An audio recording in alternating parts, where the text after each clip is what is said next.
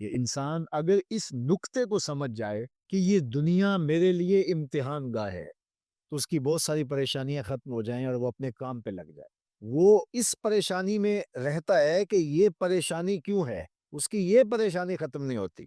حالانکہ اس کو یہ پریشانی نہیں ہونی چاہیے کہ یہ پریشانی کیوں ہے، اس کو یہ ہونا چاہیے کہ اس پریشانی سے مجھے آگے سے ایکٹ کیا کرنا ہے اور اس کا میں نے کس طرح سے جواب دینا ہے، جو میں اپنے رب کے حضور سرپرست ہو سکے۔ کس نے تجھے چلنا سکھایا؟ کس نے تجھے بولنا سکھایا؟ کس نے تیری چھاتی میں زور رکھا؟ آج تو کڑیل جوان ہے، آج دولت کے انبار تیرے پاس ہیں، آج تو چودھری ہے، آج تو خان صاحب ہے، آج تو بہت بڑا عالم ہے، آج تو مفتی ہے، آج تو پیر ہے، آج تو منسٹر ہے، آج تو ناظم ہے، آج دنیا تیری باج گزار ہے، آج تیرے دماغ میں وہ قوت رکھ دی گئی کہ دنیا کو تو انگلیوں پہ نچا رہا ہے۔ ذرا پلٹ کے دیکھنا پیچھے، ذرا پیچھے لوٹ کے تو دیکھ، تو چار پائی کے سہارے بھی چلنا نہیں جانتا تھا، پھر تجھے چار پائی سے چلنا سکھایا، پھر تو نے چلنا اور چلتا تھا، دو قدم کو گر پڑتا تھا۔ ذرا ماضی کی طرف پلٹ کے دیکھ، اور تو بھول گیا رب کو جس نے تجھے اتنا کچھ دیا۔ چل ماضی کی طرف پلٹ کے نہیں دیکھنا، مستقبل کی طرف ہی چھانک کے دیکھ لے۔ ایک وقت پھر دوبارہ تیرے اوپر ایسا آئے گا، پھر تیری بولتی بند ہو جائے گی، پھر تیرا چلنا بند ہو جائے گا، چار پائی سے لگ گیا، مورے میں تکلیف ہو گئی، تو فالج زدہ ہو گیا۔ سارے گھر والے 4 دن تو بڑی خدمت میں لگے رہے، لیکن انہیں اپنے کام بھی تو کرنے تھے، پھر آہستہ آہستہ تجھے اگنور کرنا شروع کر دیا۔ تو بھی اس بات کو سمجھنے لگا، پھر وہ وقت بھی آیا کہ تیری چار پائی کو اندر سے اٹھا کے برآمدے میں رکھ دیا کہ بابا کھانستا ہے، بچے ڈسٹرب ہوتے ہیں، جراثیم پھیلتے ہیں، اب نوکر تجھے روٹی دینے لگا۔ شام کو بیٹا آتا ہے، 2 لمحے کھڑا ہوتا ہے، پھر اپنے بیڈ روم میں چلا جاتا ہے، تو اس کی صورت بتاستا رہتا ہے۔ آج تیری زندگی اجیرن بن گئی، پھر تیرے اوپر ایسے حملے بیماریوں کے ہوئے، ایسی تکلیفیں ہوئیں، بولو براز بھی اوپر، لوگ ناک پہ کپڑا رکھ کے تجھے اٹھاتے ہیں۔ اس وقت تو اپنی زندگی سے تنگ آ گیا، تو کہتا ہے ڈاکٹر کو لگا زہر کا ٹیکا، مجھے موت آ جائے۔ بتا ہم تجھے موت بھی نہ دیتے تو کیا کرتا؟ ہم نے تجھے زندگی دی تھی، یہ ہمارا احسان، اور اب تمہیں موت اگر دیں گے تو یہ بھی ہمارا احسان ہے۔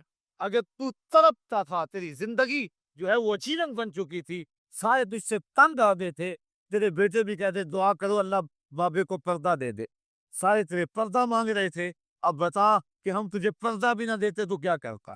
ثم اماتہ فاقبرہ، شکر کر ہم نے تجھے موت عطا کر، فاقبرہ، اور پھر اس کے بعد تجھے قبر، کتا بھی تو مرا تھا، گھسیٹ کے روڑی پہ ڈال دیا، بکری بھی تو مری تھی، گھسیٹ کے روڑی پہ ڈال دیا، تجھے بھی روڑی پہ ڈال دیا جاتا تو کیا تھا؟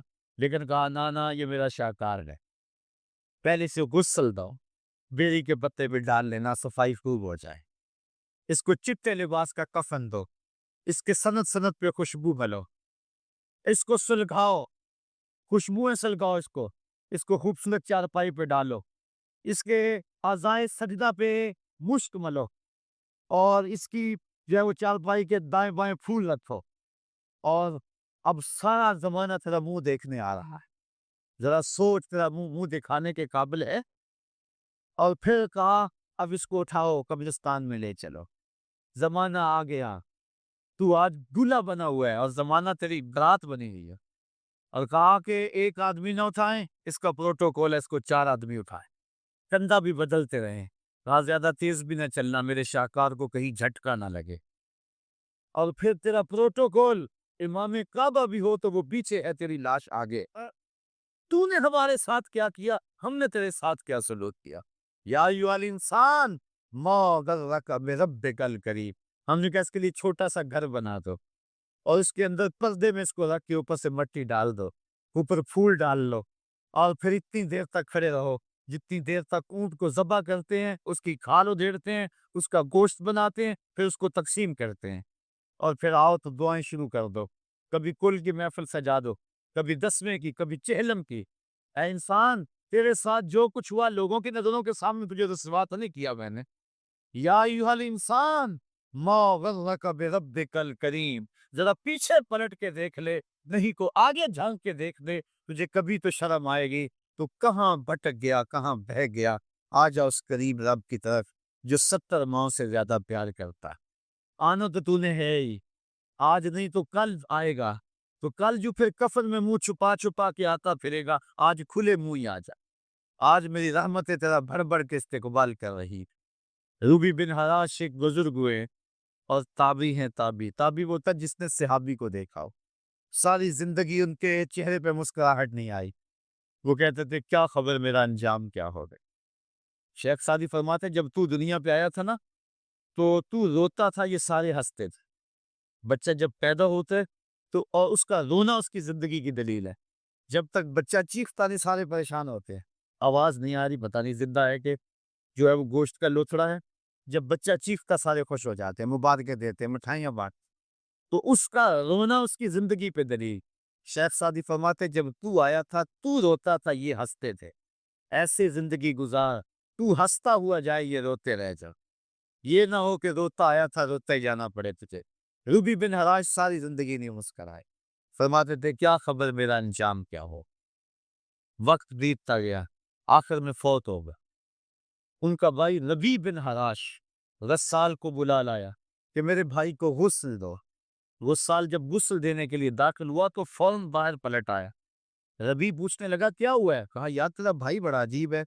کہا ہوا کیا ہے؟ کہا نحنو نغتسلہ وہو یتبسم، ہم اسے غسل دیتے ہیں وہ آگے سے مسکراتا ہے۔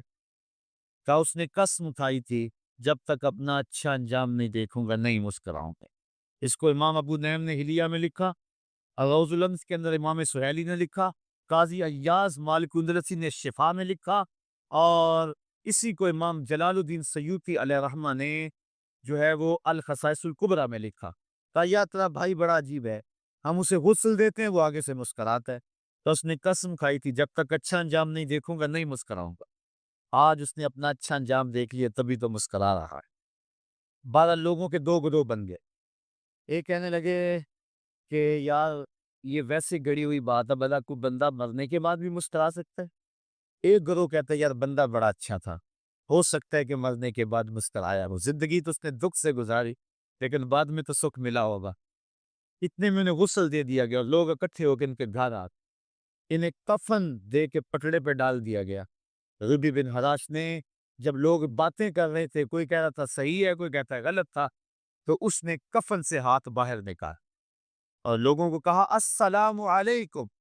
لوگوں نے کہا وعلیکم السلام، اتتکلم بعد الموت، عجیب بات ہے مرنے کے بعد باتیں کر رہے ہو۔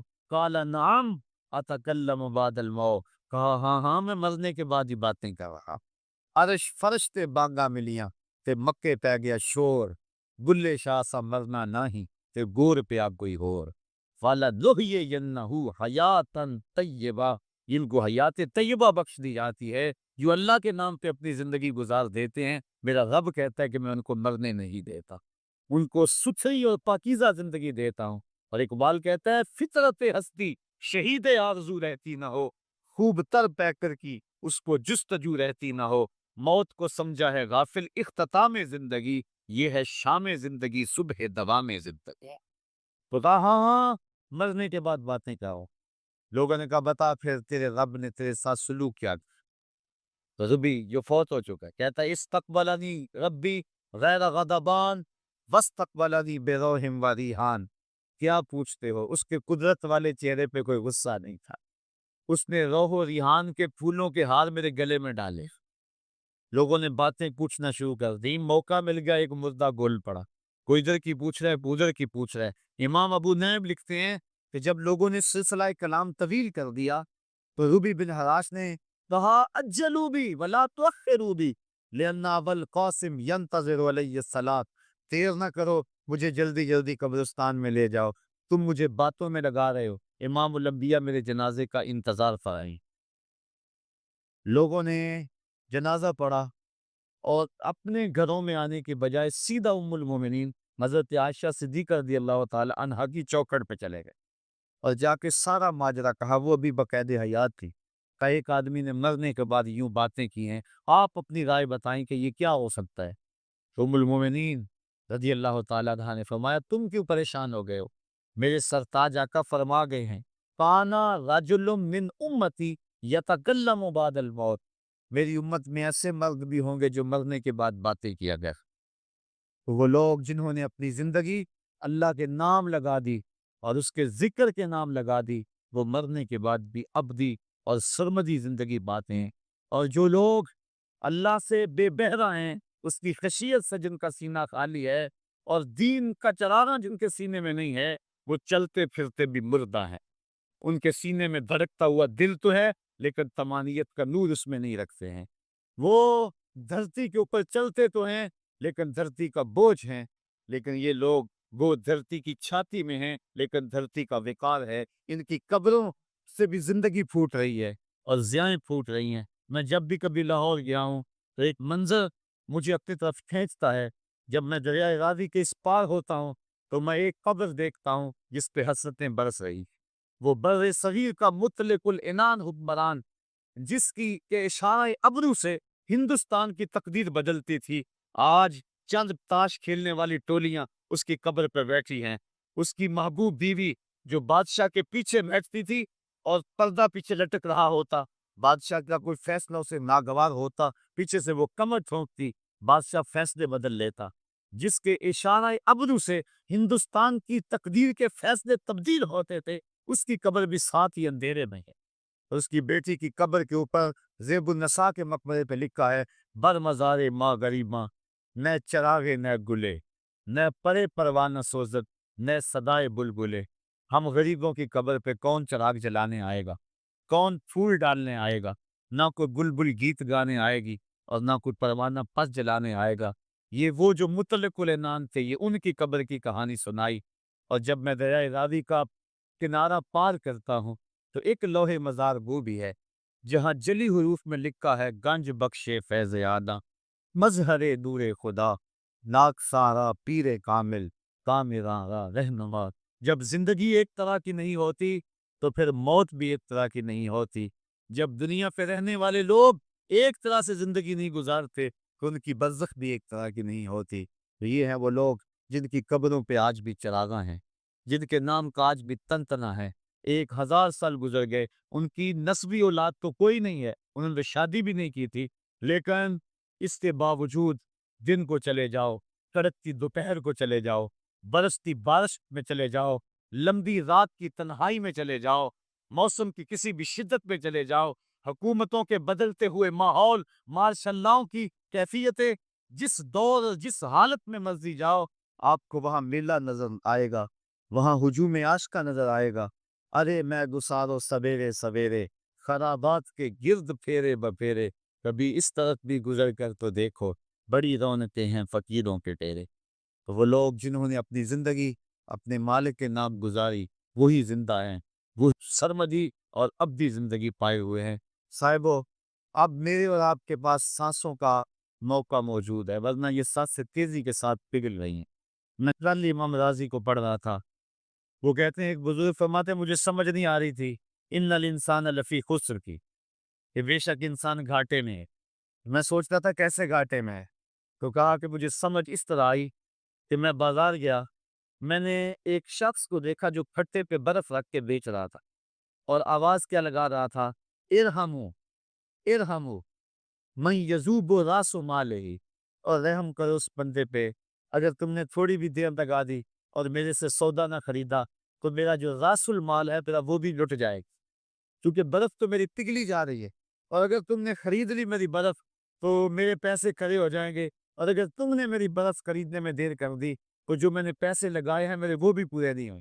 تو وہ کہہ رہا تھا، ارحمو من یذوب راس مالہ، وہ کہتے ہیں مجھے ان الانسان لفی خسر کی سمجھ نہیں آ رہی تھی، اس کے اس جملے کو سن کے سمجھ آ گئی کہ انسان جلدی جلدی اپنی سانسوں کو گنوا رہا ہے، اسے چاہیے کہ جلدی جلدی ان سانسوں سے کام لے لے، ورنہ یہ سانسوں کی برف پگھل جائے گی اور اس کی یہ پونجی بھی برباد ہو جائے گی۔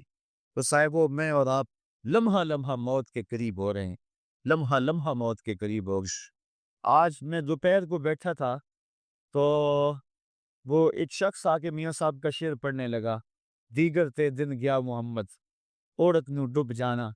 تو میری نظر چلی کہ میں نے کبھی تو 10 بجے ہوں گے، تو میں نے کہا صبح کے 10 بھی بج گئے ہیں اور پھر 12 بھی بج جانے، پھر ظہر بھی ہوگی، پھر دیگر بھی ہوگی، اور اس کے بعد پھر شام بھی ہو جا رہی ہے۔ اب ہم دیگر تک تو پہنچ گئے ہیں، اب شام کے تدلکے بھی قریب ہو گئے ہیں، تو یہ دن ڈوب جانا تھوڑی دیر کے بعد۔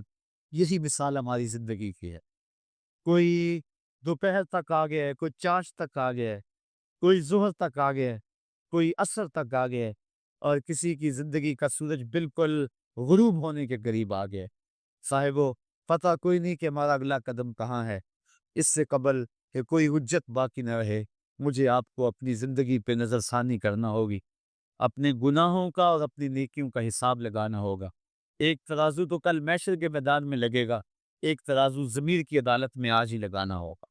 ہمیں دیکھنا ہوگا ہمارے پلے کتنے عمل ہیں اچھے، اور جو اچھے عمل ہیں ان میں فلوس والے کتنے ہیں، لوگوں کے دکھاوے والے کتنے تھے، رب کے لیے کتنے عمل کیے اور لوگوں کے لیے کتنے کیے. تو پھر ترازو لگا کے ہم نے اپنے اعمال نامے کو آج ہی تولنا ہے اور وزن کرنا ہے، اور اپنی زندگی کو نیکی کا حسن دینا ہے. وقت کٹ رہا ہے، زندگی لمحہ لمحہ موت کے قریب ہو رہی ہے. قبل اس سے کہ کوئی حجت باقی نہ رہے، ہم ہاتھ ملتے رہ جائیں، پچھتاتے رہ جائیں تو کیا فائدہ ہوگا. بلکہ میں نے تو پڑھا کتابوں میں، علماء لکھتے ہیں قیامت کے دن تو نیکوکار بھی پچھتائے گے. بدکاروں نے تو پچھتانا ہی پچھتانا ہے، نیکوکار بھی پچھتائے. بدکار تو اس لیے پچھتائیں گے انہوں نے اتنے گناہ کیوں کیے، تو نیکوکار کیوں پچھتائیں گے. جب وہ اپنے اچھے اعمال کی جزا دیکھیں گے تو وہ پچھتائیں گے، ہائے جو چند لمحے ضائع ہو گئے وہ بھی کیوں ضائع ہو گئے، وہ بھی میں نے کیوں برباد کر دیے، وہ بھی اس راستے پہ ڈالے ہوئے ہوتے. تو آج مجھے آپ کو موقع ہے، دیکھیں قبریں کتنی قبریں جو ہے وہ ہمارے کتنے ملنے والے، ذرا نظر دوڑائیں نا. آج ہم کتنوں کو کندھوں پہ اٹھا کے قبرستان چھوڑ آئے ہیں. حضرت غوث اعظم رضی اللہ تعالیٰ عنہ فرماتے ہیں، جا کے قبرستانوں میں دیکھو کتنے کتنے حسینوں کی مٹی خراب ہو رہی، جو اپنے بدن پہ ایک چٹکی مٹی نہیں پڑنے دیتے تھے، آج ان کا کفن بھی تار تار ہو گیا ہے. جو اپنے تلف لگے کاٹن کو سلوٹ نہیں آنے دیتے تھے، آج ان کے کفن بھی ٹوٹ گئے ہیں اور ہڈیوں کے جوڑ جوڑ الگ ہو گئے. تو وقت ہمارے اوپر وہ آنے والا ہے. کسی نے آج تک موت کا انکار نہیں کیا. میں نے لوگوں کو خدا کا انکار کرتے دیکھا، آپ نے بھی دیکھا، لیکن کوئی موت کا آج تک انکار کرتا نہیں دیکھا گیا. موت اپنا آپ منوا لیتی ہے. میں اور آپ موت کے بتدریج قریب ہو رہے ہیں. ہمارا اٹھنے والا ہر قدم ہمیں موت کے قریب کر رہا ہے. تو قبل اس سے کہ وہ وقت آ جائے اور کوئی حجت باقی نہ رہے اور ہم ہاتھ ملتے رہ جائیں، وقت پر کافی ہے ایک قطرہ بھی آب خوش ہنگام کا. جل گیا جب کھیت برسا می تو پھر کس کام کا. پھر تو پچھتاوا ہی ہوگا. آج ہم پچھتا لیں تاکہ زندگی میں حسن نیکی کا آ جائے. یہ میری آپ سے درد مندانہ اپیل ہے، گزارش ہے، اور میری آپ سے التماس ہے کہ یہ تھوڑی سی زندگی اللہ نے جو مجھے اور آپ کو ودیعت کی ہے، یہ بڑا تھوڑا سا عرصہ ہے، تھوڑا سا موقع ہے.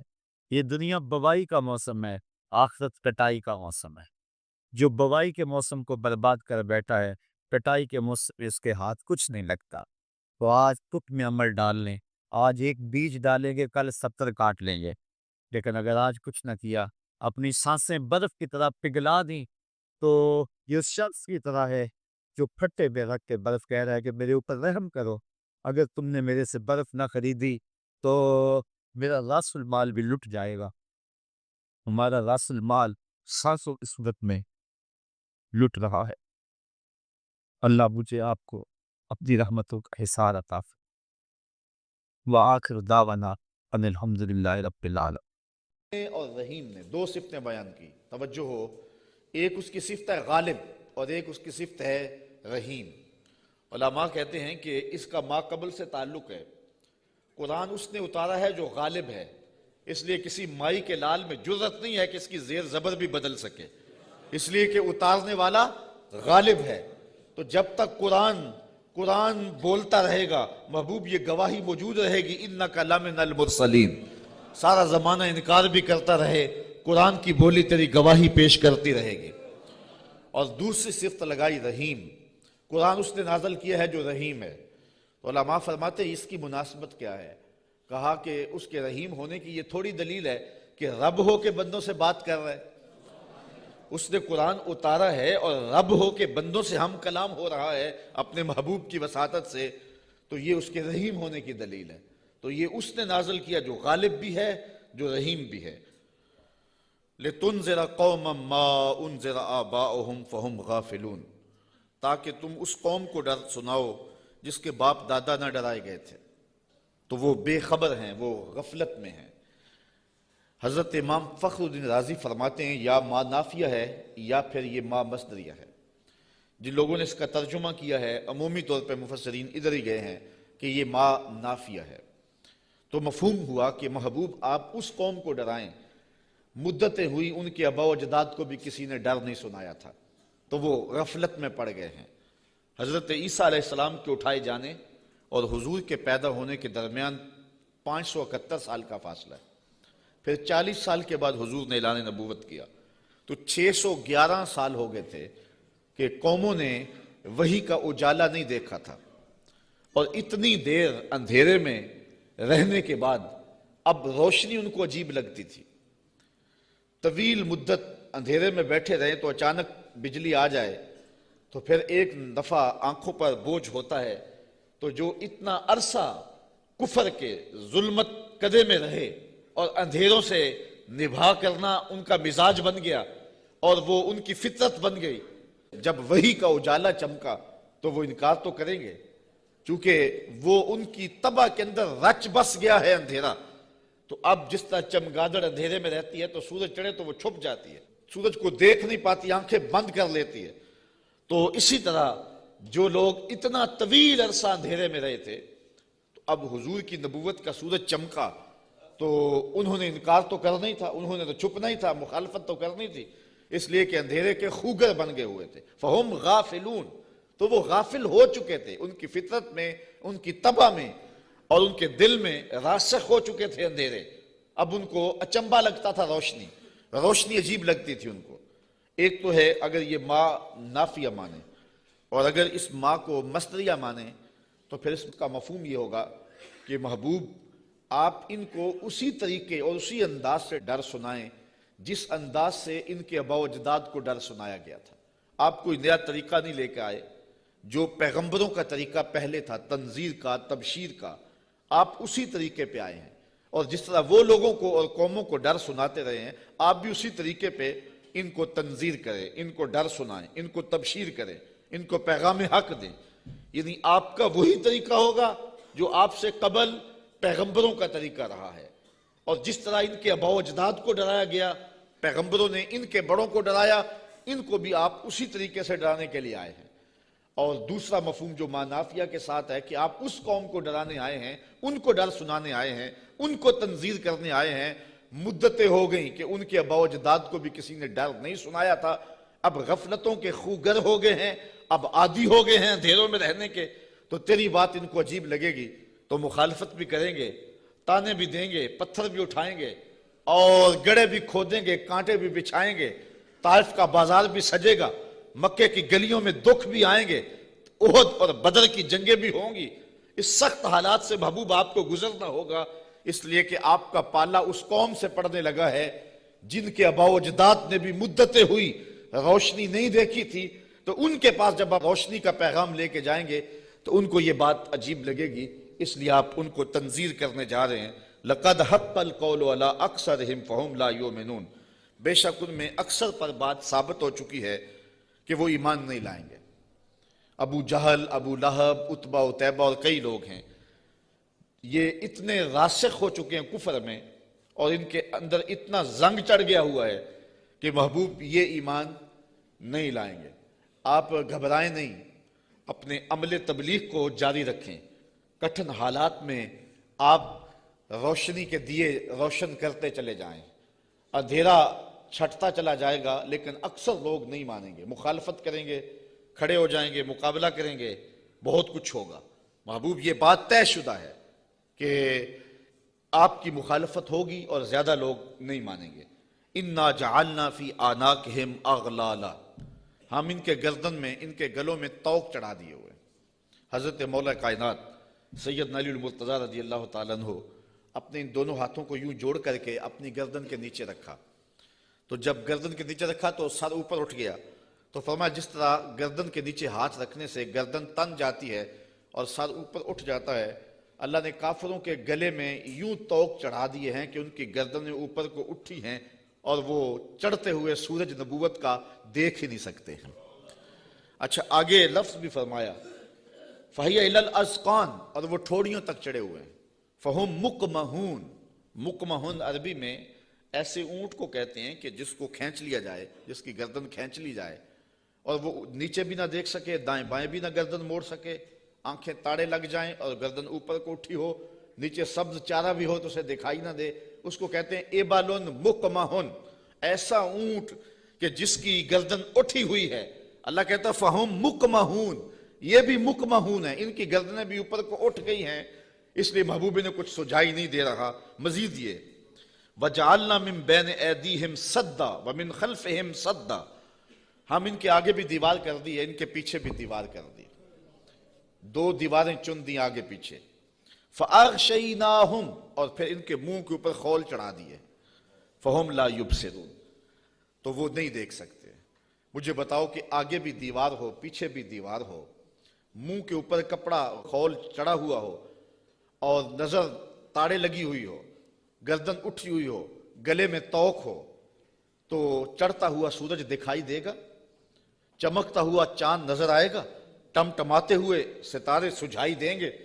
کہا محبوب ان کی حالت بھی یہ ہے، تیری نبوت کا سورج تو چمک رہا ہے، انہیں دکھائی نہیں دے رہا ہے، اس لیے کہ یہ اس اندھیرے میں پھنس گئے ہوئے ہیں. مفسرین نے یہ بھی لکھا ہے کہ کچھ کافر، ابو جہل، نضر بن حارث اور باقی، پتھر لے کے حضور کو مارنے کے لیے، حضور کو اذیت دینے کے لیے گئے تھے، لیکن پھر اس طرح ان کی گردن اٹھ گئی اور ہاتھ ان کے ٹھہر گئے، اور کسی نے دیکھا کہ ایک بیل ہے جو اس کے اوپر حملہ کرنے والا ہے، تو ان کی حالت کو بیان کیا گیا ہے. تو اللہ فرماتا اب وہ دیکھ نہیں سکتے. وَسَوَاءٌ عَلَيْهِمْ أَأَنذَرْتَهُمْ أَمْ لَمْ تُنذِرْهُمْ لَا يُؤْمِنُونَ، اب برابر ہے کہ آپ ان کو ڈرائیں یا نہ ڈرائیں، یہ ایمان نہیں لائیں گے، اس لیے کہ اندھیرے جم گئے ہوئے ہیں. اب یہاں ایک سوال پیدا ہوتا ہے، اور وہ یہ کہ جب اللہ نے ان کو ایسا کر دیا ہوا ہے تو اب اگر ایمان نہیں لاتے ہیں تو پھر ان کا کیا قصور؟ چونکہ اتنا طویل عرصہ نبی نہیں آئے، پیغمبر نہیں آئے، اندھیروں میں یہ خوگر ہو گئے. تو کہا نہیں، ایسی بات نہیں ہے. بات یہ ہے کہ پیغمبر جب آئے تو انہوں نے تکذیب کر کے، پیغمبر کی توہین کر کے، نبی رحمت کی تدحیق کر کے، حضور کا انکار کر کے، اذیتیں دے کے اپنے لیے ایسا ماحول پیدا کر دیا کہ اللہ نے پھر ان کے دلوں پہ زنگ چڑھا دیے. اب یہ کچھ دیکھ نہیں سکتے. تو یہ نہیں تھا کہ ان کو روشنی دی نہیں گئی تھی، ان کو اجالا فطرتاً بھی دیا گیا تھا، انہوں نے اسے بھی مسخ کر لیا، اور ان کو روشنی پیغمبر رحمت کے ذریعے سے بھی آئی تھی، انہوں نے اس کا بھی انکار کر دیا. اب اس حالت میں پہنچ گئے پیغمبر کی توہین کی وجہ سے کہ رب کی غیرت بھی جوش میں آئی، رب نے دیواریں چن دی، اب کچھ دکھائی دے نہیں رہا. یار اس سے بڑھ کر کیا بات ہے کہ چاند ٹکڑے ہو کے قدموں میں آئے اور یہ پھر بھی نہ مانے، سورج پلٹ کے عصر کے وقت پہ آئے، یہ پھر بھی نہ مانے. ابو جہل مٹھی میں کنکر لے کے آئے اور کہے آپ اللہ کے رسول ہیں، بتاؤ میری مٹھی میں کیا ہے. تو حضور بول کے کہیں میں بتاؤں یا جو مٹھی میں وہی بتا دے. تو اب بھی وہ نہ مانے اور کہے ھذا من سحر ابن ابی کبشہ، یہ ابو کبشہ کا جادو ہے جو سر چڑھ کے بول رہا ہے. تو یہ ان کے آگے پیچھے دیواریں نہیں ہیں تو اور کیا ہے، ورنہ اتنے واضح دلائل دیکھنے کے باوجود بھی ان کو نظر نہیں آ رہا. یا رشتہ دار بھی ہیں لیکن نظر نہیں آ رہا، پاس بیٹھتے بھی ہیں نظر نہیں آ رہا. اور بلال حبشے سے دیکھ رہا ہے، سلمان کو فارس سے دکھائی دے رہا ہے، اور صہیب کو روم سے نظر آ رہا ہے. کول ہندیاں بھی کہیں اپنا نہ جانے، دل والے آکھیا دلدار آگے. تو یہ اپنی اپنی قسمت کی کہانی ہے. تو کہا محبوب آپ ان کو ڈرائیں یا نہ ڈرائیں، یہ ایمان نہیں لائیں گے. انما تنذر من اتبع الذکر وخشی الرحمن بالغیب فبشرہ بمغفرۃ واجر کریم. اچھا سوال پیدا ہوتا ہے جب لوگ تو ایمان لائیں گے نہیں، لوگ تو مانیں گے نہیں، انکار پہ انکار کرتے جائیں گے، دل اندھے ہو گئے ہیں، آگے پیچھے اوپر نیچے پردے ہی پردے ہیں، تو پھر تبلیغ کیوں کی جائے، تبلیغ عمل جاری کیوں رکھا جائے؟ جب زمین ہی بنجر ہے تو پھر بیج کیوں ڈالا جائے؟ جب زمین ہی جو ہے وہ شور اور کلر ہے تو پھر می برسنے سے ہوگا کیا؟ تو پھر تبلیغ کا عمل رک جانا چاہیے. کہا محبوب نہیں، تیرے کرم کا می برستا رہنا چاہیے، تیرے کرم کا می جو ہے وہ ان کے اوپر نازل ہوتا رہنا چاہیے. یہ نہیں مانیں گے. ایسے بھی ہیں انما تنذر من اتبع الذکر. محبوب آپ اس کو ڈر سناؤ جو نصیحت کے پیچھے پیچھے چلے. ایک وہ ہیں جو سنتے نہیں اور ایک ہیں جو جھولیاں پھیلا کے پیچھے پیچھے آ رہے ہیں. ایک وہ ہے کہ آپ سناتے ہیں کانوں میں انگلیاں ٹھونس لیتے ہیں، اگر سنائیں تو پھر بھی ایک کان سے سن کے دوسرے کان سے نکال لیتے. اور ایک وہ بھی ہیں کہ تو پہاڑ کی چوٹی پہ بیٹھا ہے اور محبت والا, آنکھوں میں ظاہری روشنی بھی نہیں رکھتا. عبداللہ ابن مکتوم حضور کی خوشبو سونگ سونگ کے پتھروں پہ اوپر چڑھتا ہوا پہاڑ پہ پہنچ جاتا ہے اور آپ کی چوکھٹ پہ جولی پھیلا کے کہتا ہے کہ یا رسول اللہ علمنی ما علمک اللہ, اللہ نے جو آپ کو دیا میری جھولی میں بھی ڈال دیجئے. ایک سن نہیں رہے اور ایک پیچھے پیچھے آ رہا ہے. محبوب ایک سن نہیں رہے اور ایک جھولی پھیلا کے کہتا ہے چمک تجھ سے پاتے ہیں سب پانے والے, میرا دل بھی چمکا دے چمکانے والے. تو کہا محبوب وہ بھی ہیں جو نصیحت کے پیچھے پیچھے چلتے ہیں. وَخَشْيَ الرَّحْمَانَ بِالْغَیب, اور رحمان کو بن دیکھے رحمان سے ڈرنے والے. یہ لوگ ہیں جو تیری نصیحت کو قبول کریں گے, تیری بات کو قبول کریں گے. اللہ نے مختلف طبائع بنائی ہیں. سویر سے لے کر شام تک ہماری نوکری بھی قرآن کی ہی ہے. تو دیکھتے ہیں کہ کئی جگہوں پہ ایسا بھی ہوتا ہے کہ لوگ توجہ نہیں کر رہے ہوتے چونکہ انہیں قرآن کی لذت ہی نصیب نہیں ہوتی. اور کچھ ایسے ہوتے ہیں کہ وہ آنکھ کا جھپکنا بھی بوجھ سمجھتے ہیں کہ کوئی ایک لفظ بھی ادھر نہ چلا جائے. تو یہ اپنا اپنا ذوق ہے. صاحب جو بلبل کا ذوق ہے وہ چڑیا کو نہیں دیا گیا, اور جو پروانے کا ذوق ہے وہ مکھی کو نہیں دیا گیا, اور جو چکور کو پیار دیا گیا ہے چاند کا وہ کسی اور کو نہیں دیا گیا. تو قرآن کے لیے بھی اللہ نے دل رکھے ہیں, جو قرآن سنتے ہیں ان کی روح تک اترتا چلا جاتا ہے. اقبال نے ایک جگہ پہ بڑی خوبصورت بات لکھی, کہا کچھ لوگ ایسے ہیں جو حافظ شیرازی کے شعر پہ اور عراقی کے شعر پہ تو جھومتے ہیں اور انہیں قوال کا نغمہ تو مست کر دیتا ہے, لیکن قرآن سے انہیں کچھ بھی نہیں ہوتا. کہا وہ قسمت کے مارے ہوئے لوگ ہیں. کہا یہ تو شاعروں کا کلام ہے جو مخلوق ہیں, اور جو قرآن ہے یہ رب کا کلام ہے. اور جو بادشاہوں کے کلام ہوتے ہیں وہ کلاموں کے بادشاہ ہوتے ہیں, اور یہ رب کا کلام ہے, یہ خالق کا کلام ہے. تو جو لذت, جو چاشنی, جو کیفیت قرآن میں ہے وہ نہ کسی شعر میں ہو سکتی ہے, نہ کسی سخن میں ہو سکتی ہے, نہ کسی نظم میں, نہ کسی نثر میں. لیکن کیفیت اپنی اپنی ہوتی ہے. کسی کو قوالی تو مزہ دے دیتی ہے, لیکن قرآن اسے لطف نہیں دیتا ہے. اس کو اپنے اندر کو دیکھنا چاہیے اور کتاب رحمت سے دل جوڑنا چاہیے. اس کا ایک ایک لفظ نور دے رہا ہے.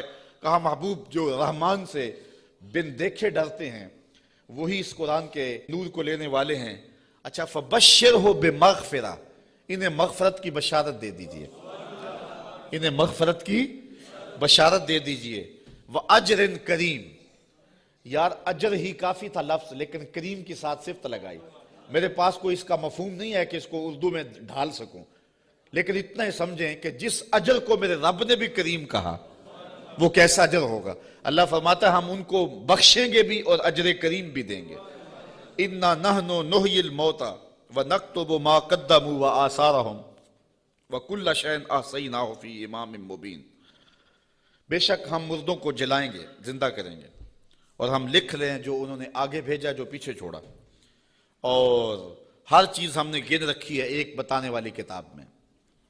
آج کوئی مانے یا نہ مانے, انکار کرے یا اقرار کرے, تردید کرے یا تائید کرے, رخ پھیر لے یا جھولی پھیلا لے, محبوب آپ پریشان نہیں ہوں گے. ایک وقت آنے والا ہم قبروں سے مردوں کو اٹھائیں گے. آج کوئی مانے یا نہ مانے, ہم نے لکھی ہوئی ہے, ایک ایک بات لکھی ہوئی ہے, وہ روشن کتاب میں. قیامت کے دن نامہ اعمال کھلے گا, سب سامنے آ جائے گا. تو محبوب آپ اپنے عمل کو جاری رکھیں, جو آپ کر رہے ہیں ہم وہ بھی لکھ رہے ہیں, اور جو آگے سے ان کے رویے ہم وہ بھی لکھ رہے ہیں. قیامت کے دن ہر شے سامنے ہوگی اور رب کی عدالت میں سارے فیصلے ہوں گے. اچھا ایک تو یہ مفہوم ہے جو عامت المفسرین نے بیان کیا اس آیت کا, لیکن ابن عاشور میں اس کا ایک اور مفہوم بیان کیا ہے, اور ذرا سنیے. وہ کہتا ہے کہ اس آیت کو اِنَّا نَحْنُ نُحْيِي الْمَوْتَى, اس کو ہم ما قبل سے اگر ملا کے پڑھیں تو مفہوم اس کا کچھ اور نکلتا ہے, اور وہ یہ کہ محبوب تیری بات کو کچھ لوگ سنتے نہیں ہیں اور تو ان کے پاس جا کے بات سناتا ہے اور وہ پرواہ نہیں کرتے. ان کے اوپر نیچے آگے پیچھے زنگ ہیں اور پردے ہیں, لیکن محبوب تیرے کرم کا می برستا رہنا چاہیے. ایک دن آئے گا مردے بھی جی اٹھیں گے. محبوب تیرے کرم کا می برستا رہے, ایک دن آئے گا ان شور اور کلر زمینوں میں بھی پھول کھل اٹھیں گے. اس لیے تو کرم فرماتا رہے اور تو تبلیغ کا عمل جاری رکھ. روزانہ پتھر پہ بھی ایک قطرہ گرے تو ایک دن سوراخ وہاں بھی ہو جاتا ہے. اور محبوب تیری مٹھی بولی جاری رہنی چاہیے. ایک دن زمانہ تیرے کلمے پڑے گا, اور پھر فتح مکہ کے دن لوگوں نے دیکھا سب کے لبوں پہ ترانے میرے حضور کے ہی تھے. تو یہ ہے ایک مفہوم. اچھا، یہ بات بیان کرنے کے بعد جو اگلا رکوع ہے، مضمون لمبا نہ ہو جائے لیکن میں کچھ مضمون آپ کے سامنے رکھ دیتا ہوں اختصار کے ساتھ۔ اللہ نے اپنے محبوب کے غلاموں کو ان کٹھن حالات میں تسلی دی۔ وَضْرِبْ لَهُمْ مَثَلًا أَصْحَابَ الْقَرْيَةِ، محبوب انہیں اس شہر والے لوگوں کی کہانی سناؤ۔ یہ محبوب کے قلب کو اور حضور کے غلاموں کے دل کی تسکین کے لیے اللہ نے کہا، چونکہ کہانیوں کے ساتھ ویسے بھی انسان کا جو رجحان ہے وہ طبعی ہوتا ہے، فطری ہوتا ہے۔ کہانی کی طرف میلان ایک فطری ہے، انسان کی طبع میں رکھا گیا، شوق سے سنتا ہے۔ کسی زمانے میں شام کو بچے دادی اماں کے بستر میں گھستے تھے کہ اس سے کہانیاں سننی ہیں، اور دادی اماں اپنی روایات، اپنا کلچر، اپنی تہذیب، اپنا تمدن اور اپنی خاندانی روایات اس کہانی کے اندر سمو کر کے ان بچوں کو اخلاقیات کا درس، اپنے مذہب کا درس اور اچھائیوں کا درس اور تقوی کا درس اس ایک کہانی میں رکھ کے ان کو دیا کرتی تھی۔ اور وہی ہمارا کلچر تھا، وہی ہماری تہذیب تھی، اور وہ اپنی روایات کو نئی نسل میں منتقل کر کے جاتی۔ جب سے ہم نے دادی اماں کا بستر چھوڑ دیا ہے اور ٹیلی ویژن کی سکرین سے تہذیب لینا شروع کر دی ہے، اس لیے ہم نے روایات ادھر سے لینی ہے، اور وہی حقیقتوں کے اجالے اور وہی روشنیاں تھی، اور آج ہم پتہ نہیں کیا کس کو کلچر قرار دے رہے ہیں۔ میں 2-4 دن پہلے لاہور میں 4-5 جگہ پہ درس پہ رہا ہوں، اور جگہ جگہ کلچر میلے اور کیا کچھ دیکھتا رہا ہوں، تشہیر اس کی۔ تو میں کہا تھا، جگہ جگہ میں نے کہا یہ ہمارا کلچر نہیں ہے۔ جو ماہرین ہیں اور جو فنون والے ہیں وہ کہتے ہیں کہ جو کلچر ہوتا ہے کسی بھی قوم کا، اس پر جغرافیے کی اور مذہب کی چھاپ ضرور ہوتی ہے۔ یہ کبھی نہیں ہو سکتا کہ کسی قوم کا کلچر، اس کی تہذیب، اس کے جغرافیے سے اور اس کے معتقدات سے، اس کے عقائد سے ہٹ کر ہو۔ تو یہ سارتا پا برہنہ کلچر، یہ ہمارا کلچر نہیں ہو سکتا، نہ مشرقی کلچر نہ حجازی کلچر۔ ہمارا کلچر مغرب کی ہواؤں سے نہیں پھوٹتا، مدینے کی فضاؤں سے پھوٹتا ہے۔ اپنی ملت کا قیاس اقوام مغرب سے نہ کر، خاص ہے ترکیب میں تجھے قوم رسول ہاشمی۔ آج جو کلچر ہمیں دیا جا رہا ہے وہ قطعاً ہماری روایات نہیں ہیں، ہمارا کلچر نہیں ہے، ہمارا تمدن نہیں ہے، ہماری تہذیب نہیں ہے۔ تو بہرحال دادی اماں سے وہ کہانیاں سننا، یہ شوق اور رجحان، یہ فطری ہے۔ تو اللہ تعالیٰ نے قرآن مجید میں کئی کہانیاں ہماری ہدایت کے لیے بیان کی ہیں، اور یہ کہانی بھی وَضْرِبْ لَهُمْ مَثَلًا أَصْحَابَ الْقَرْيَةِ، محبوبی نے اس بستی کے لوگوں کی کہانی سنائے۔ وہ ایک بستی تھی جس کا نام تھا انطاکیہ، اور یہ شام کے غربی علاقے میں واقع ہے۔ وہاں اللہ نے 2 رسول بھیجے ان لوگوں کی ہدایت کے لیے۔ خوشحال بستی تھی، اللہ نے 2 رسول بھیجے، انہوں نے دونوں کا انکار کر دیا۔ اللہ نے ان کی تائید کے لیے تیسرا رسول بھیجا، انہوں نے اس کا بھی انکار کر دیا، حتیٰ کہ ان نبیوں کی تکذیب کی، انہیں گالیاں دی، اور پتھر لے کر ان نبیوں کو شہید کرنے پر آمادہ ہو گئے۔ جب نبیوں کو قتل کرنے لگے تو شہر کے ایک کنارے پر ایک شخص رہتا تھا، اسے جب پتہ چلا کہ یہ نبیوں کو قتل کر رہے ہیں میری قوم کے لوگ، تو تھا تو وہ مسکین آدمی، لیکن اس کے دل میں جذبہ جاگا، وہ وہاں سے دوڑتا ہوا آیا اور اپنی قوم کو کہنے لگا تم قتل کرنے لگے ہو، میں کہتا ہوں ان کے قدم چومو۔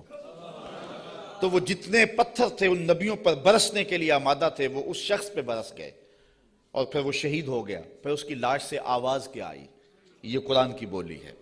ذرا توجہ کر لیں، میں اس کی تفصیلات میں تو نہیں جاؤں گا، لیکن اختصار کے ساتھ مضمون آپ نے سن لیا۔ اب قرآن کا لہجہ دیکھیے، وَضْرِبْ لَهُمْ مَثَلًا أَصْحَابَ الْقَرْيَةِ، محبوبی نے اس بستی کے لوگوں کی کہانی سنائیے۔ اِذْ جَاءَهَا الْمُرْسَلُونَ، جن کے پاس رسول آئے۔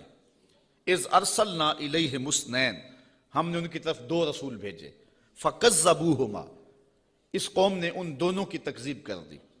فَعَزَّزْنَا بِثَالِثٍ، ہم نے تیسرا بھیجا۔ فَقَالُوا إِنَّا إِلَيْكُمْ مُرْسَلُونَ، ان رسولوں نے کہا کہ ہم تمہاری جانب رسول بن کے آئے ہیں۔ قالوا، قوم نے کہا، ما انتم الا بشر مثلنا، تم تو ہمارے جیسے بشر ہو۔ یہ بدبخت اور بد نصیب قوموں کا مزاج رہا ہے کہ پیغمبروں سے روشنی اور نور لینے کی بجائے ان کو بشر کہہ کے ان کی رحمتوں سے اور ان کے دامن سے پھوٹتی ہواؤں سے اور ان کے سینے سے نکلتی شعاؤں سے اور ان کے من سے وابستہ روشنیوں سے اپنے آپ کو محروم کر لیتے ہیں، اور ان کا چلنا پھرنا اور ان کا اٹھنا بیٹھنا، ان کا شادی اور نکاح کرنا اور ان کا بال بچوں میں رہنا اور ان کا بازار میں آنا جانا، اس کو وہ کہتے ہیں کہ یہ اگر نبی ہوتے تو یہ کیوں ہوتا۔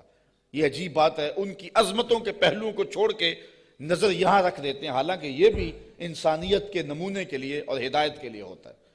یہاں میں بہت لمبی بات نہیں کروں گا، اگرچہ یہ عنوان ایک لمبی گفتگو کا متحمل ہے۔ ایک بات کروں گا کہ اصل بدبختی ہے لوگوں کی، ہمارے بزرگ فرمایا کرتے تھے تم نے حلیمہ کی بکریوں کے پیچھے پیچھے دیکھا، سدرہ پر جبریل کے آگے آگے نہیں دیکھا۔ بس جو یہاں نظر جما لے تو وہ محروم ہو جاتا ہے، اور جو اس سمت کو دیکھے تو وہ روشنیاں پا جاتا ہے۔ اچھا، دوسری بات، اور اب وہ آپ کی توجہ کے لیے، کہ ایک طرف اس قوم کا رویہ یہ ہے اور کافروں کا یہ مزاج رہا ہے کہ وہ نبیوں کو بشر کہہ کے ان کو رسول ماننے سے انکار کر دیتے ہیں۔ زندہ اور جاوید انسانوں کو، متحرک اور فعال ہستیوں کو، وہ زندہ اور جاوید انسانوں کو بشر کہہ کے نبی ماننے سے، رب کا بھیجا ہوا ماننے سے، رب کا فرستادہ ماننے سے انکار کر دیتے، اور دوسری جانب صنم خانوں کے مردہ پتھروں کو خدا مان لیتے۔ ذرا ان کا تفاوت دیکھیے، نہ مانے تو زندہ اور جاوید انسانوں کو نبی بھی نہ مانے، اور ماننے پہ آ جائیں تو ہاتھوں سے تراشے ہوئے پتھر کے جو ہے وہ بت اور مٹی کے بنے ہوئے مادوؤں کو خدا بھی مان لیں۔ تو یہ کیا تفاوت ہے کہ ایک طرف یہ نبیوں کو، زندہ اور متحرک انسانوں کو نبی بھی نہ مانے، اور دوسری جانب پتھروں کو خدا بھی مان لیں؟ تو اصل یہ نفسیاتی پرابلم تھا، اور یہ قوموں میں ہر دور میں موجود رہا ہے۔ سادہ سا جواب ہے، یہ لمبی یہاں بھی بحث چاہیے، لیکن سادہ سا جواب ہے کہ صنم خانوں کے مردہ پتھروں کو ماننے میں مفادات پہ زیادہ نہیں پڑتی۔ انسان کی زندگی میں وہ مردہ پتھر اور بت دخل اندازی نہیں کرتے، انسان کی انا پر چوٹ نہیں لگاتے۔ ایک پجاری زانی ہو، شرابی ہو، ڈاکو ہو، جو مرضی کرے، کبھی پتھروں نے بول کے نہیں کہا کہ یہ کیا کر رہے ہو، ہمیں بھی پوچھتے اور یہ کیا رویے رکھے ہوئے۔ ان کی جھوٹی انا کا بت بھی پلتا رہتا اور وہ سجدے بھی کرتے۔ تو بتوں کو ماننے سے ان کو اپنی زندگی بدلنی نہیں پڑتی تھی، اپنے رویے بدلنے نہیں پڑتے تھے، اور ان کی سوچوں پر کوئی پہرا نہیں تھا، ان کے خیالوں پر کوئی قدغن نہیں تھی، طرز حیات پر کوئی دخل نہیں تھا، اس لیے بتوں کو ماننے میں کوئی پریشانی نہیں تھی۔ اور نبیوں کو ماننے کا مقصد یہ تھا کہ سر سے لے کر پاؤں تک زندگی کے ایک ایک لمحے کو، معاشرت سے لے کر کے نجی زندگی سے لے کے سیاسی زندگی تک سب کچھ بدلنا پڑتا تھا، اور اپنی خواہشات کے جنازے کندھوں پہ اٹھا کے دفن کرنے کے بعد پھر نبیوں کے قدم چومنے پڑتے تھے۔ اس لیے نبیوں کو ماننے میں پرابلم تھا اور بتوں کو ماننے میں کوئی پرابلم نہیں تھا، اس لیے کہ بتوں کو ماننے میں کوئی مفادات پہ زیادتی نہیں پڑتی تھی، اور نبیوں کو ماننے کا مقصد یہ تھا پھر اپنی خواہش چھوڑنی پڑتی تھی۔ تیرے ہندیاں سندیاں محبوبہ، میں کافر ہوں جے میں ہوں، پھر تو اپنا آپ چھوڑنا پڑتا تھا نا۔ اس لیے وہ انسانوں کو نبی ماننے کے لیے تیار نہیں تھے، اور پتھروں کو خدا ماننے کے لیے آمادہ ہو جاتے۔ آج بھی یہ نفسیات ہمارے اندر بھی پائے جاتے ہیں۔ ایک شخص 70 سال حدیث رسول پڑھاتا رہا، 80 سال اس نے قرآن کی نوکری کی، تو لوگ اس کے گرد اتنی تعداد میں جمع نہیں ہوتے، اور ایک بندہ دونی رما کے تموڑی شاہ بیٹھ جاتا ہے اور ساری قوم اس نانگے کے پیچھے بھاگ جاتی ہے، تو کچھ لوگ کہتے ہیں کہ پتہ نہیں اس میں کمال کیا ہے، کرنٹ کیا ہے۔ صاحب، بات کرنٹ کی نہیں ہے، مفادات پہ زد نہیں پڑتی، اور اس شخص کے پاس آنا ہے تو زندگی بدلنی پڑتی ہے۔ اس لیے ان مردوں کو ماننے میں حرج نہیں ہے، اور ان فعال اور زندوں کو ماننے میں اپنی خواہشات کا جنازہ اٹھانا پڑتا ہے۔ لہذا انسان کا رجحان ادھر نہیں ہوتا ہے، انسان کا رجحان ادھر ہوتا ہے۔ یہ ایک انسان کی فطرت ہے۔ اس بات کو سمجھانے کے لیے میں آپ کو ایک بات سناؤں گا۔ میرا ایک دوست ہے پرانا، تو بچپن میں جن سے تعلق رہا ہو تو وہ کم ہی کسی کے لیے اعتقاد کا رشتہ رکھتے ہیں، لیکن یہ اللہ کا فضل ہے کہ میرے لیے اس کے دل میں بڑی محبت، حتیٰ کہ میرے ساتھ اس کا روحانی تعلق بھی ہے۔ تو اس کا ایک دوسرا دوست ہے، اور وہ میرا بھی دوست، اور وہ بہت زیادہ پڑھ لکھ بھی گیا ہے اس کی طرح۔ تو اس نے کہا یار دیکھ میں بھی ایک اعلیٰ منصب پہ ہوں اور حضور کی سنت چہرے پہ ہے، تو تیرے دل کے اندر بھی اس شخص کے لیے محبتوں کے جذبے ہیں، تو تو بھی میری طرح اس شخص کے ساتھ اپنا باطن کا تعلق قائم کیوں نہیں کر لیتا؟ یہ ایک مرید کے دل میں خواہش ہوتی ہے کہ دوسرا شخص بھی میرے پیر سے وابستہ ہو جائے. اس فطری خواہش کے تحت اس نے اس کو دعوت پیش کی. تو اس نے جو جواب دیا وہ جواب اس آیت کے مفہوم کو سمجھنے میں مدد دے گا. اس نے کہا کہ میں کبھی کبھی اس کی تقریر سنتا ہوں تو یار میں حساس سا آدمی ہوں، رات کو سو نہیں سکتا، تو جس کی تقریریں مجھے سونے نہیں دیتی اگر میں اس سے تعلق جوڑ لیا وہ تو مجھے زندہ مار دے گا. اس لیے مجھے تو پیر ایسا چاہیے کہ جو سرہانے کے نیچے رکھ کے آرام سے سو بھی سکوں اور جس کو چاہوں تو لپیٹ کے جیب میں ڈال بھی سکوں. اس کے ساتھ تعلق کا یہ رشتہ مجھ سے تو نہیں نبھایا جائے گا. تو انسان چاہتا ہے، انسان کی طبع ہے، انسان کی فطرت ہے، جہاں مفادات پہ زد نہ پڑتی ہو تو لوگ وہاں دوڑتے ہیں، اور جہاں مفادات پہ زد ہوتی ہو، جہاں اپنا آپ بدلنا ہوتا ہے، وہاں صائب فکر کے لوگ ہی جاتے ہیں. وہ تھوڑے بھی ہوں زیادہ بھی ہوں اس سے غرض نہیں ہے، لیکن ہوتے صائب ہیں. تو ان کافروں کا مزاج یہ تھا کہ پیغمبروں کی یہ کہہ کے تکذیب کر دی کہ تم تو بشر ہو، اور صنم خانوں کے مردہ پتھروں کو خدا ماننے لگ جاتے. وما انزل الرحمن من شیء، کہنے لگے تمہارے اوپر رحمان نے کچھ نہیں اتارا. ان انتم الا تکذبون، تم تو معاذ اللہ جھوٹ بولتے ہو. گالیاں دی، برا بھلا کہا، تکذیب کی نسبت کر دی. اچھا جو شریف آدمی ہوتا ہے اس کا بھی اپنا مزاج ہوتا ہے. شریف آدمی سے کوئی الجھ بھی پڑے تو وہ اپنی شرافت کے دائرے سے نیچے نہیں آ سکتا. وہ کسی کو گالی بھی دے تو وہ بھی شائستہ انداز کے اندر اس کو سخت لفظ نہیں دیتا، چونکہ اس کی زبان متحمل نہیں ہوتی سخت لفظ کی. وہ شیخ سعدی نے لکھا ہے کہ ایک شخص کو کتے نے کاٹ لیا تو وہ رات کو کرا رہا تھا، تو اس کی ایک چھوٹی سی بیٹی تھی. تو اس نے دیکھا کہ بار بار میرا باپ اٹھ کے کرا رہا ہے، تو اس نے غصے سے کہا، جب باپ چپ ہی نہیں کر رہا تھا، کرائے جا رہا تھا، کہا بابا بابا تو دندہ نہ داری، تجھے کتے نے جب کاٹا تھا تو تیرے دانت نہیں تھے؟ اس نے کہا پتر جب کتا کاٹے تو کتے کو آگے سے کاٹا نہیں جاتا. تو جو شریف آدمی ہوتا ہے وہ گالی کا متحمل نہیں ہوتا، اور کوئی سخت لفظ بھی کہے تو اس کو بھی تول کے بولتا ہے. اب ان کافروں نے تو گالیاں دی، پیغمبروں کو برا کہا، تکذیب کر دی. پیغمبروں نے جواب کیا دیا ذرا سنیں اور زندگی کا حسن دیکھیں اور اچھے لوگوں کی عادات دیکھیں. اللہ اکبر. تو ان پیغمبروں نے کہا قالوا ربنا یعلم انا الیکم لمرسلون، ہمارا رب جانتا ہم رسول ہیں. ایک تو بات یہ، اور دوسری بات تم مانو نہ مانو تمہاری ضرورت بھی نہیں ہے، جب ہمارا رب جانتا ہے کہ ہم رسول ہیں. یہاں بات سمجھانے کے لیے مجھے پھر ایک مثال دینا پڑے گی. اچ شریف سے بزرگ تشریف لائے راول پنڈی، تو علاقہ بھر کے جو سادات تھے وہ اپنے اپنے شجرے لے کر کے تصدیق کے لیے ان کے پاس پہنچے، چونکہ یہ جد امجد ہیں سادات کے. تو پیر میر علی شاہ صاحب نہیں گئے. تو کسی نے پیر صاحب سے کہا کہ حضرت سارا زمانہ آیا ہے اور اپنے شجروں کی تصدیق کروائی ہے، آپ نہیں گئے. تو پیر میر علی شاہ رحمۃ اللہ تعالیٰ علیہ فرمانے لگے کہ میں وادی ہمراہ میں تھا، میری عصر کی سنتیں قضا ہو گئی. سویا تو حضور خواب میں ملے اور آقا کریم نے فرمایا سید ہو کے عصر کی سنتیں چھوڑتے ہو؟ تو کہا میرے لیے یہ سند ہی کافی ہے کہ حضور نے کہہ دیا سید ہو کے عصر کی سنتیں چھوڑتے ہو. جب حضور نے سید کہہ دیا اب مجھے کسی اور کی تصدیق کی لوڑ ہی نہیں ہے. تو کہا تم مانو نہ مانو ہمارا رب کہتا ہے کہ ہم رسول ہیں، یہی سند کافی ہے کہ ہمارا رب کہہ رہا ہے کہ ہمیں رسول ہے. اچھا اگر آپ کی توجہ ہو تو اس سے ایک اور بات میں آپ کے سامنے رکھنا چاہوں گا. جو سچا آدمی ہوتا ہے اس کی طبع کے اندر ایک اطمینان ہوتا ہے، اور جو جھوٹا آدمی ہوتا ہے اس کو کبھی بھی سکون نہیں ملتا. وہ سیاست کے روپ میں ہو، وہ مشائخ کے روپ میں ہو، وہ عالم کے روپ میں ہو، وہ کسی اور بھی روپ میں ہو، اس نے ایک جماعت رکھی ہوتی ہے اپنی تعریف و توصیف کروانے والی. بھانڈ قسم کے لوگ اس کے ساتھ ہوتے ہیں جو زمین سے آسمان تک اس کو اٹھا کے لے جاتے. چونکہ بڑا تعلق مذہبی طبقے سے ہے، ہم دیکھتے ہیں کہ بعض لوگوں کو انہوں نے اپنے ساتھ بھانڈ قسم کے مولوی رکھے ہوئے ہوتے ہیں جو انہیں قطب زماں تو غوث زماں پتہ نہیں کیا کیا کہہ رہے ہوتے ہیں، لیکن ہم ان لوگوں کے چہروں پہ دیکھتے ہیں ان کے اندر چور بول رہا ہوتا ہے. اور اسی طرح جس طرح جھوٹا آدمی اس کا سارا زمانہ بھی تعریف کرے تو اسے تو پتہ ہوتا ہے، تو وہ اندر جو ضمیر ہے اس کا ملامت کرتا ہے اور اس کی پیشانی پہ کچھ لکھا ہوتا ہے جو بصیرت والے لوگ پڑھتے ہیں.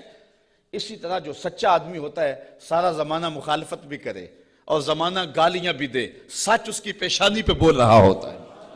اسے کوئی ضرورت نہیں ہوتی کہ کوئی مجھے کہے کہ تو اچھا ہے، سارا زمانہ مخالف بھی ہو جائے، اسے یہ پرواہ نہیں ہوتی۔ انہوں نے کہا تم مانو یا نہ مانو، ربنا یعلم، ہمارا رب جانتا ہے کہ ہم اس کے رسول ہیں۔ ہمارے سے ڈگری لینے کی ہمیں ضرورت بھی نہیں ہے، ہمارا رب جانتا ہے کہ ہم رسول ہیں۔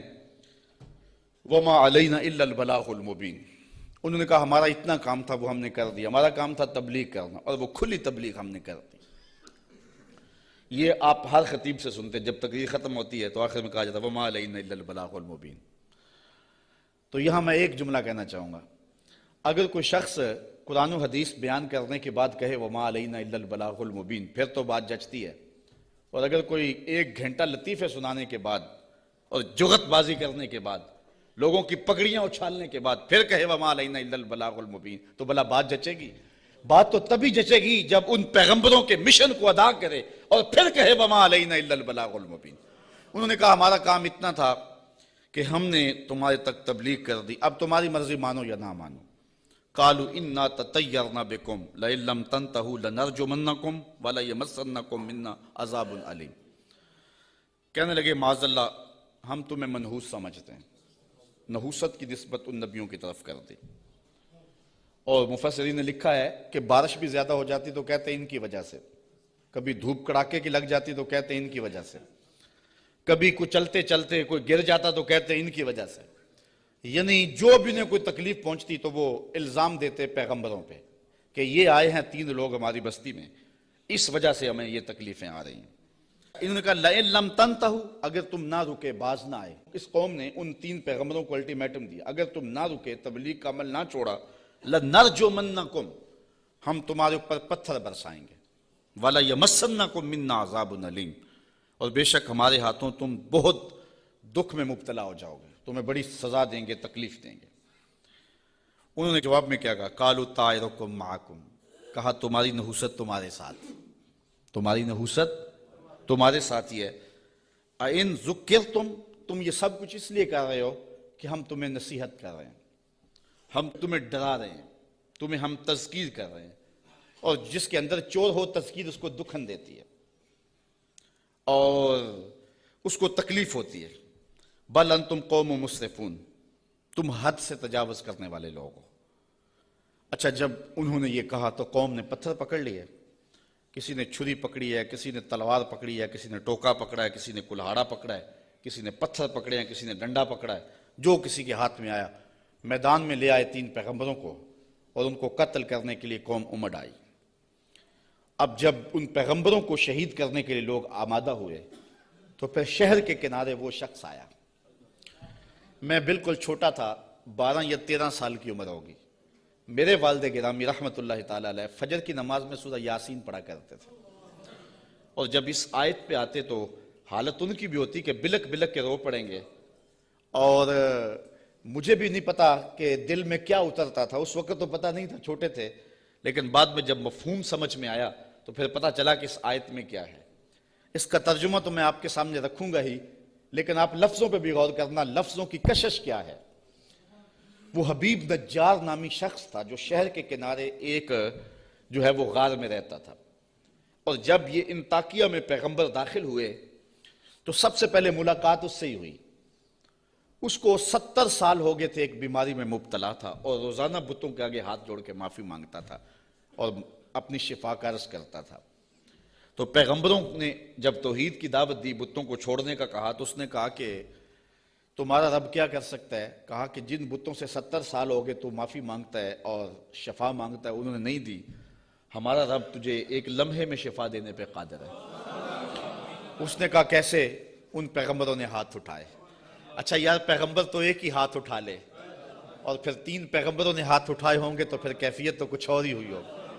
اچھا اس کی بیماری ختم ہو گئی، فوراً ٹھیک ہوا، اپنے گھر میں رہ کے ذکر فکر میں لگا رہتا تھا۔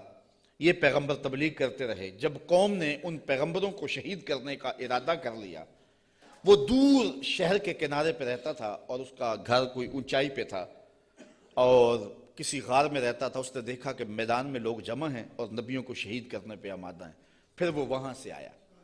اب قرآن کے لفظ یہاں دیکھیے، یہی حبیب نجار صاحب یاسین ہے۔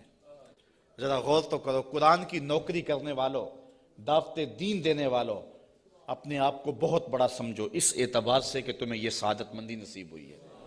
اللہ نے کس اہتمام سے اس شخص کا ذکر کیا۔ پھر کیا ہوا؟ وَجَاءَ مِنْ أَقْصَى الْمَدِينَةِ رَجُلٌ يَسْعَى، شہر کے پرلے کنارے سے ایک مرد دوڑتا ہوا آیا۔ یار وہ کیسا مرد تھا جس کو رب نے بھی مرد کہہ کے پکارا، وہ جس کو رب نے بھی مرد کہہ کے پکارا، کیونکہ سارا ماحول مخالفت میں ہے اور وہ واقعی مرد تھا، اکیلا آ گیا۔ وَجَاءَ مِنْ أَقْصَى الْمَدِينَةِ رَجُلٌ يَسْعَى، شہر کے پرلے کنارے سے ایک مرد دوڑتا ہوا آیا۔ قال یا قوم اتبعوا المرسلین، کہا میری قوم رسولوں کی اتباع کرو، ان کی مخالفت نہ کرو، ان کو پتھر مارنے لگے ہو، میں کہتا ہوں ان کے قدم چومو۔ اتبعوا من لا یسألکم اجرا وهم مہتدون، ایسوں کی پیروی کرو جو تم سے کچھ مانگتے بھی نہیں اور ہیں بھی سیدھی راہ پہ۔ تو مفسرین فرماتے ہیں پیروی اس کی کرنی چاہیے جس میں دو کوالٹیاں ہوں، ایک لالچ مزاج نہ ہو اور دوسرا سیدھی راہ کا مسافر۔ ایک بندہ سیدھی راہ پہ ہے لیکن اپنے حرف بھی بیچتا ہے اور لفظ بھی بیچتا ہے، قرآن کی آیتیں بھی بیچتا ہے اور حدیث رسول کے ایک ایک کلمے کو بیچتا ہے، تو اس سے آپ ہدایت نہیں لے سکتے۔ گو ہدایت پہ ہے، وہ بات سچی کر رہا ہے، قرآن کی کر رہا ہے، حدیث کی کر رہا ہے، لیکن وہ لالچی مزاج کبھی بھی تمہیں کسی موقع پہ بھی بیچ دے گا، تمہاری راستہ خراب کر دے گا۔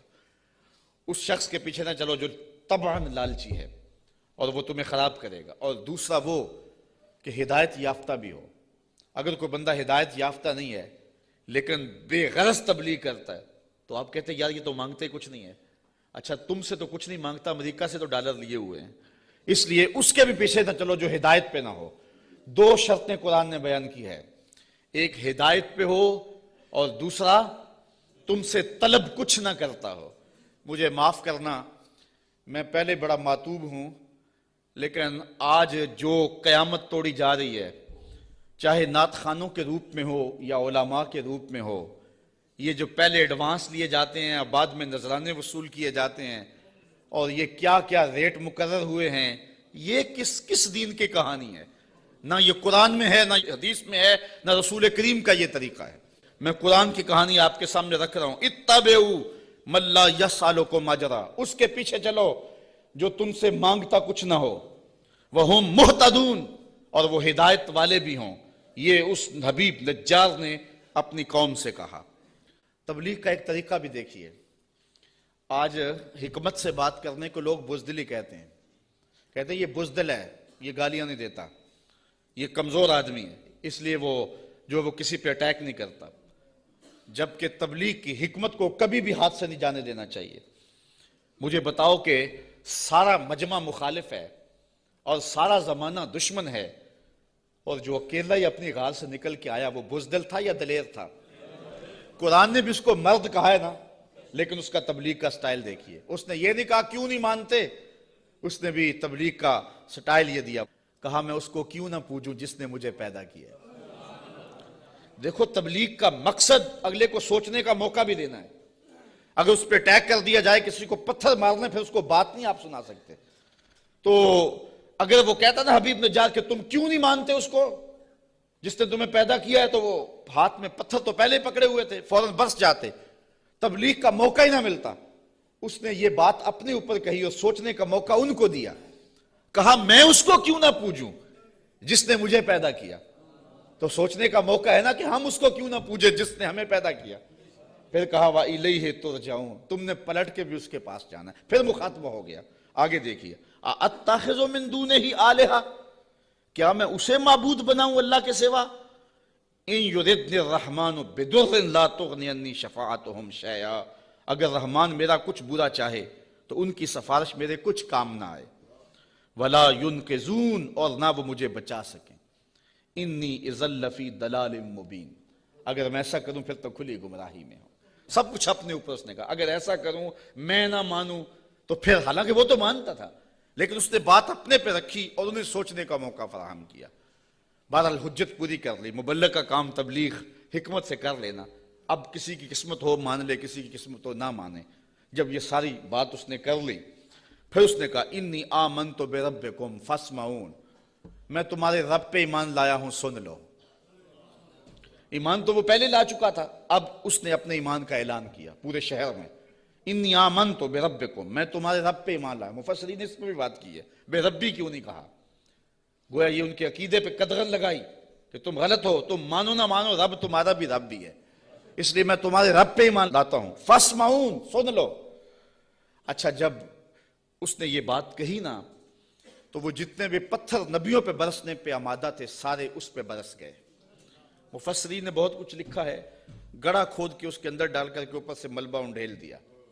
ایک روایت ہے کہ پتھر مار مار کے انہیں شہید کر دیا۔ ایک روایت یہ ہے کہ آرا رکھ کے سر سے پاؤں تک چیر دیا گیا، اور بھی جو بھی ان کے پاس ہو سکا انہوں نے اس کو شہید کر دیا، پتھر مار رہے ہیں اس کے بدن کو۔ اب جب اس کی روح بدن کو چھوڑ رہی ہے، اب قرآن کا سٹائل دیکھیے، انداز دیکھیے، کی لدخل الجنہ، رب نے 8 دروازے کھول کے کہا جس دروازے سے آنا چاہتا ہے آ جا، جنت کے 8 دروازے میرے بندے تیرے لیے کھلے ہوئے۔ کیلا، اسے کہا گیا ادخل الجنہ، جنت میں آ جا۔ خوشبوئیں آ رہی ہیں جنت کی، حوریں جو ہیں وہ پھول لیے کھڑی ہیں، غلمان حاضر ہیں۔ اچھا، یہاں میں ایک بات کہنا چاہتا ہوں یار، وہ کسی نے کہا کہ مزہ تو مرندہ تب آئے کہ جب محبوب کے قدموں میں ہوں۔ کیسی شہادت تھی جس شہادت کے گواہ 3 نبی تھے، کیسا شہید تھا جس کی شہادت کے گواہ 3 پیغمبر تھے، اور پھر تبلیغ کرتے ہوئے شہید ہوا۔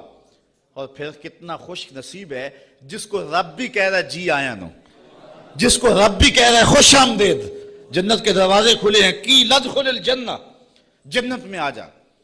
اچھا، یہ تو اللہ کی طرف سے ناز برداریاں تھی اپنے بندے کو۔ اب جو اس کی کیفیت تھی، حضرت عبداللہ ابن عباس کہتے ہیں کہ جب اس حبیب نجار کو لوگ پتھر مار رہے تھے اور اس کی روح نکل رہی تھی اور وہ ساتھ بولتا کہہ رہا تھا مالک میری قوم کو ہدایت دے دے، انہیں پتہ نہیں ہے اس لیے مجھے مار رہی، انہیں کیا پتا کہ پیغمبروں کی اتباع کتنی بڑی دولت ہے، مالک ان کو ہدایت دے دے۔ اب جب اس کی روح پرواز کر گئی، اللہ نے جنت کے دروازے کھول دیے، تو پھر کیا ہوا؟ اب ان لفظوں پہ قربان ہونے کو جی چاہتا ہے۔ ویسے تو قرآن کا ایک ایک لفظ پہ نثار ہو جائیں، لیکن مبلغین کو، اگر یہاں مبلغین موجود ہیں تو میں مبلغین کو کہتا ہوں کہ جو اپنے سامعین ہیں، جو آپ کی بات سنتے ہیں، ان کی قدر سیکھیں اور ان کی تذلیل نہ کیا کریں۔ آج سامعین کو کوسنے دیتے اگر وہ بلند آواز سے سبحان اللہ بھی نہ کہیں۔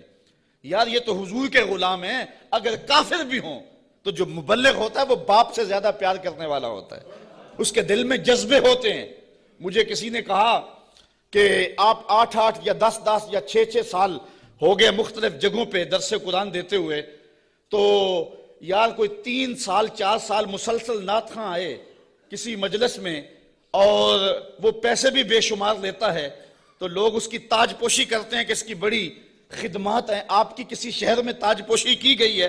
میں نے کہا یار، اس سے بڑا اعزاز کیا ہے کہ اتنے لوگ کتاب رحمت کو سننے کے لیے آتے ہیں اور ان کے آنکھوں میں جو پیار لکھا ہوا ہوتا ہے اور ان کی پیشانیوں پہ جو محبت لکھی ہوئی ہوتی ہے، ساری زندگی کی تھکن جو ہے وہ ایک مسکراہٹ سے دور ہو جاتی ہے۔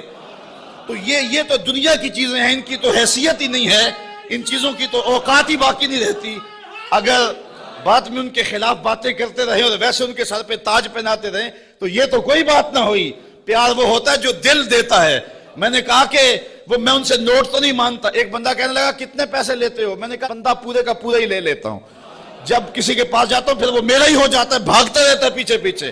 وہ کہتے ہیں جی رضا صاحب لیتا کچھ نہیں، میں کہتا ہوں میں چھوڑتا کچھ نہیں ہوں، وہ سارے کا سارا ہی میرا ہو جاتا ہے، وہ سب کچھ قربان کرنے کے لیے تیار ہو جاتا ہے۔ تو یہ کتنا بڑا اعزاز ہے۔ تو جو مبلغ ہوتا ہے، مبلغ وہ پیار کرتا ہے بیٹوں سے زیادہ اپنے جو ہے وہ محبت کرنے والوں سے اور جن کو تبلیغ کر رہا ہے۔ اب یہ تو حضور کے غلام ہیں جن کی ہم لوگ تذلیل کرتے ہیں، کسی کو کہتے ہیں یہ چاول کھانے آگے ہوئے ہیں، کسی کو کہتے ہیں یوں جی سبحان اللہ نہیں کہہ رہے، کیا کیا بولیاں بولی جاتی ہیں۔ یہی وجہ ہے کہ لوگ دین سے دور ہوتے چلے جا رہے ہیں۔ مبلغین کو اپنے منصب کا ہی نہیں پتا اور سینوں کے اندر وہ درک ہی نہیں ہے جو ایک مبلغ کے سینے میں ہونا چاہیے۔ یہ کافر ہیں، کافر، اور پتھر مار رہے ہیں اور حبیب نجار کو شہید کر دیا ہے۔